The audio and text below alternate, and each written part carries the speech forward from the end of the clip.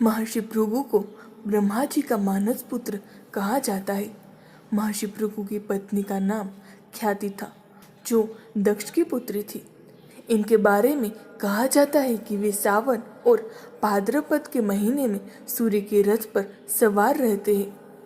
एक बार जब सभी ऋषि मुनि सरस्वती नदी के निकट इस बात पर चर्चा कर रहे थे कि त्रिदेव कहे जाने वाले ब्रह्मा, विष्णु और महेश में से सबसे सर्वश्रेष्ठ कौन है, काफी देर तक बातचीत करने के बाद भी इस विषय पर कोई निष्कर्ष निकलता नहीं दिखाई दे रहा था।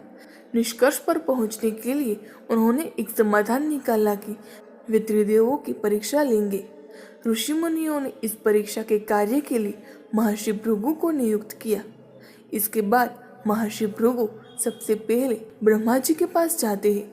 वे न तो उन्हें प्रणाम करते हैं और न ही उनकी स्तुति करते हैं।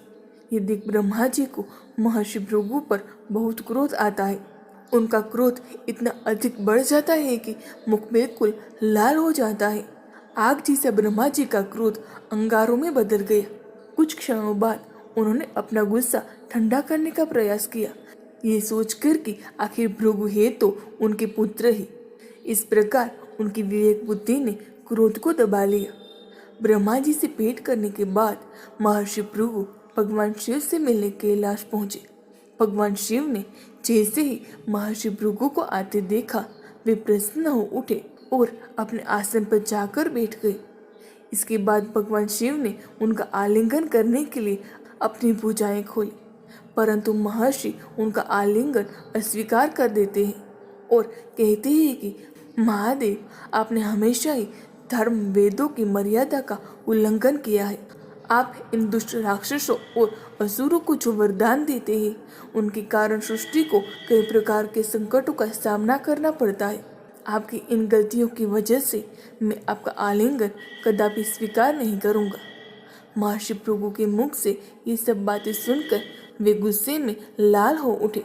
उनका क्रोध इतना अधिक बढ़ गया कि वे त्रिशूल उठाकर भृगु पर प्रहार करने लगे, परंतु बीच में देवी सती आ गई।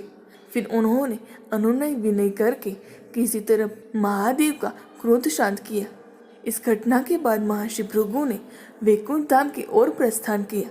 उस समय भगवान विष्णु देवी लक्ष्मी की गोद में सिर रखकर विश्राम कर रहे थे।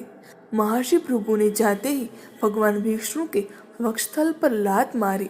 भगवान विष्णु तुरंत उठ खड़े हुए और कहा कि हे भगवान, आपके पैर पर चोट तो नहीं लगी?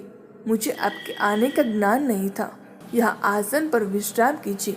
भगवान विष्णु ने आगे कहा कि आपके चरणों के स्पर्श से मैं धन्य हो गया। भगवान विष्णु का उनके प्रति प्रेम देखकर महर्षि भृगु के आंखों में आंसू आ गए। अंत में वे सभी ऋषि मुनियों के पास पहुंचे और सारी कहानी विस्तार से कह सुनाई। उनकी कहानी सुनकर सभी ऋषि मुनि आश्चर्यचकित रह गए, साथ ही सभी के संदेह दूर हुए। इस घटना के बाद से ही वे भगवान विष्णु को सर्वश्रेष्ठ मानकर उन्हें पूजने लगे। यानी वे सभी इस निष्कर्ष पर पहुंचे कि त्रिदेवों में भगवान विष्णु ही सर्वश्रेष्ठ है।